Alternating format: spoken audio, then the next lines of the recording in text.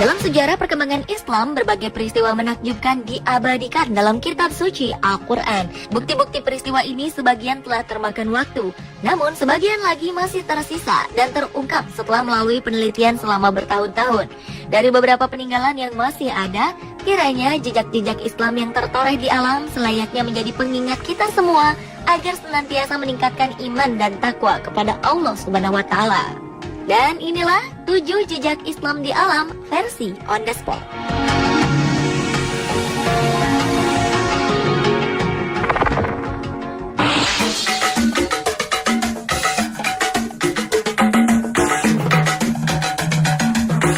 Zam-Zam. Sebagian besar umat muslim pasti tahu tentang mata air abadi ini. Zam-Zam merupakan sumur mata air yang terletak di kawasan Masjidil Haram sebelah tenggara Ka'bah. Mata air ini memiliki kedalaman 42 meter. Menurut riwayat, mata air Zam-Zam ditemukan pertama kali oleh Siti Hajar, istri Nabi Ibrahim alaihi salam, setelah berlari di antara Bukit Syafa dan Bukit Marwah atas petunjuk malaikat Jibril. Ketika itu, putra Siti Hajar, Ismail alaihi salam, mengalami kehausan di tengah padang pasir, sedangkan persediaan air tidak ada. Saat perbekalan habis, Siti Hajar mencari bantuan. Ia meninggalkan bayinya di tanah yang sekarang menjadi sumur Zam-Zam. Ketika itu, Siti Hajar mendaki ke Bukit Syafa untuk mencari sumber air. Namun tak terlihat apapun di sini. Ia kemudian pindah ke bukit lainnya, yakni Bukit Marwah, untuk melihat ke tempat yang lebih luas. Tetapi dari bukit ini pun tak tampak apa yang dicarinya, sehingga ia terus bolak-balik sambil berlari di atas panasnya pasir gurun hingga 7 kali. Saat ia kembali ke Ismail alaihi salam, ia melihat air telah memancar dari tanah di dekat kaki bayi yang sedang menangis itu. Umat Islam percaya jika Allah telah mengutus malaikat Jibril untuk memunculkan air di sana. Zam-Zam, yang berarti berhentilah mengalir, adalah ungkapan yang diucapkan berulang-ulang oleh Siti Hajar saat berupaya menampung air itu. Dari hasil penelitian dilaporkan bahwa kedalaman sumur Zam-Zam adalah 30,5 meter. 17,5 meter terdiri dari bebatuan granit. Salah satu kelebihan air Zam-Zam adalah memiliki kandungan mineral, khususnya fluoride yang lebih tinggi. Bagi manusia, kadar fluoride yang tinggi dalam air minum bisa memberikan berbagai manfaat, khususnya untuk menjaga kesehatan gigi dan mulut.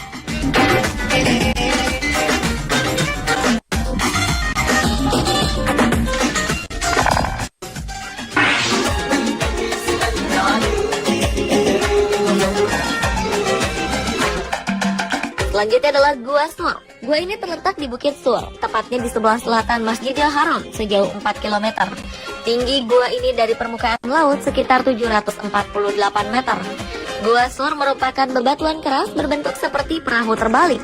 Tinggi gua ini sekitar 1,25 meter, sedangkan panjang dan lebarnya 3,5 kali 3,5 meter.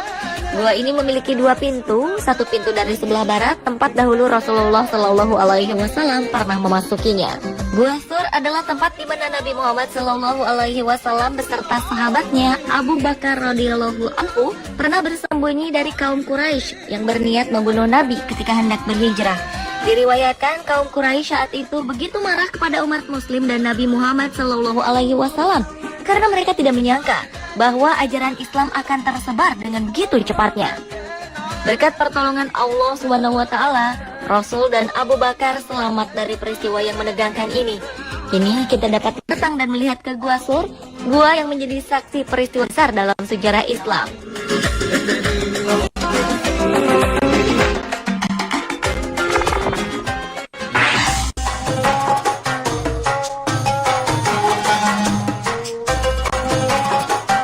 Cerita tentang Bahtera Nabi Nuh menjadi perbincangan di kalangan awam, arkeolog, dan sejarawan dunia.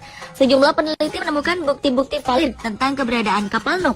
Melalui penelitian selama beratus-ratus tahun, salah satu situs yang dipercaya sebagai jejak peninggalan kapal tersebut terletak di pegunungan Ararat, Turki, berdekatan dengan perbatasan Iran. Diperkirakan, ukuran perahu itu memiliki luas 2.300 meter dengan panjang sekitar 152 meter, lebar 25 meter, dan tinggi 15 meter. Para peneliti ini pun berhasil masuk ke dalam bahtera ini dan mengambil foto dari beberapa spesimen. Spesimen yang mereka ambil berusia 4.800 tahun dan sangat cocok dengan apa yang digambarkan dalam sejarah. Dikisahkan dalam Al-Quran, Nabi telah berdakwah selama puluhan tahun, tetapi umatnya tidak mau mengikuti ajarannya dan tetap menyembah berhala. Allah kemudian memerintahkan Nuh untuk membuat bahtera. Melalui wahyunya, Allah membimbing Nuh membuat bahtera yang kuat untuk menghadapi serangan topan dan banjir. Bahtera Nuh dianggap merupakan alat angkutan laut pertama di dunia.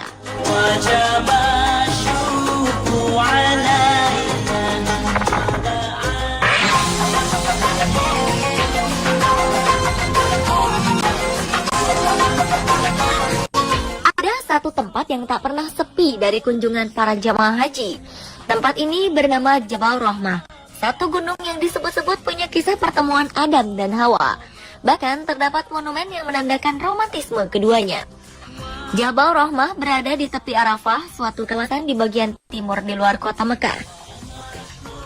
Rahmah memiliki arti kasih sayang. Nama ini diambil dari suatu kisah yang diyakini oleh umat muslim, yaitu pertemuan antara Adam dan Hawa. Ketika Adam dan Hawa diturunkan ke bumi oleh Allah Subhanahu wa Ta'ala, mereka terpisah. Hingga akhirnya kedua manusia pertama di muka bumi ini bertemu di Jabal Rahmah.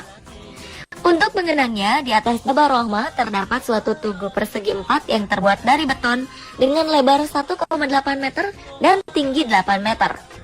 Masyarakat setempat percaya lokasi bertemunya Adam dan Hawa persis di titik tugu ini.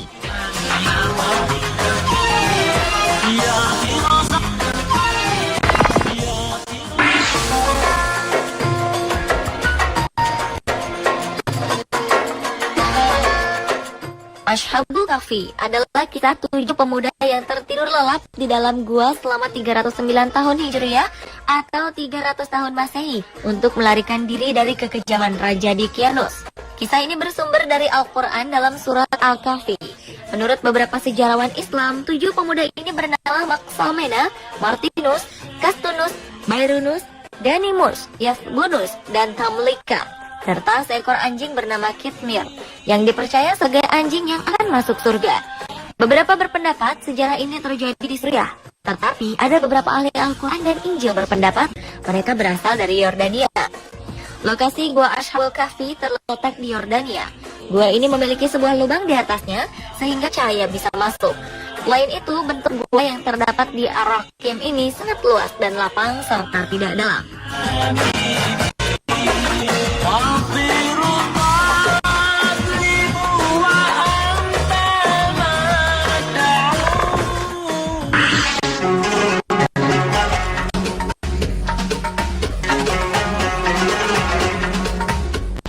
Pada akhir 1988, seorang arkeolog bernama Ron Wyatt menyatakan bahwa dirinya telah menemukan beberapa bangkai roda kereta tempur kuno di dasar Laut Merah. Menurutnya, ini adalah bangkai kereta tempur Fir'aun yang tenggelam di lautan ketika mengejar Nabi Musa alaihi salam dan pengikutnya. Selain menemukan beberapa bangkai roda kereta, Wyatt bersama timnya juga menemukan beberapa tulang manusia dan tulang kuda di tempat yang sama. Lokasi penyeberangan diperkirakan berada di Teluk Qoba di Nuwaiba. Kedalaman makmum perairan di sekitar lokasi penyeberangan adalah 800 meter di sisi ke arah Mesir dan 900 meter di sisi ke Arab. Sementara itu di sisi utara dan selatan lintasan penyeberangan kedalamannya mencapai 1.500 meter. Menurut kitab suci Islam maupun Kristen, Nabi Musa alaihi salam memimpin umat Yahudi keluar dari Mesir atas kejaran Fir'aun pada 3.000 tahun lalu. Saat itu Nabi Musa alaihi salam membelah Laut Merah untuk dapat dilintasi oleh rombongan Musa sebelum menutup kembali dan menenggelamkan bala tentara Fir'aun.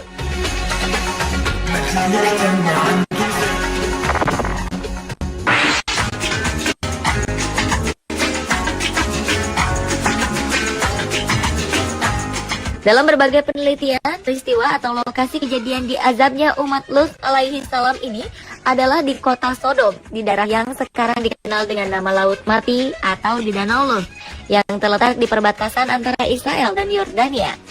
Dijelaskan umat Nabi Lut ini dihancurkan dengan cara dijungkir balikan, lalu dihujani dengan batu belerang.